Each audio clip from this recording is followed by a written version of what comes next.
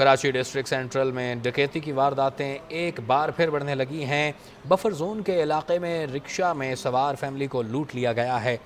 नुमाइंदा सच न्यूज़ मोहम्मद मोहसिन हमारे साथ मौजूद हैं और तफसीलात जानते हैं। मोहसिन, आगाह कीजिएगा, बफर जोन से रिक्शा सवार शहरियों को लूट लिया गया, क्या तफसीलात हैं?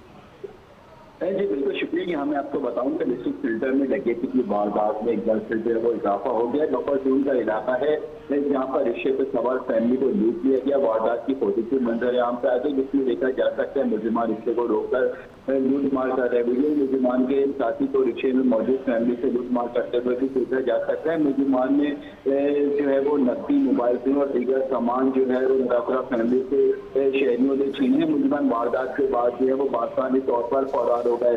इस वाक़े के मुताबिक पुलिस को आगाह कर दिया गया है। पुलिस का कहना है कि सीसीटीवी मौसूल हो गई है, मुलजिमान की तलाश जो है वो शुरू की गई है। जी, मुलजमान की तलाश शुरू कर दी गई है। मोहम्मद मोहसिन, आपने तफसीलात से आगाह किया, बहुत शुक्रिया।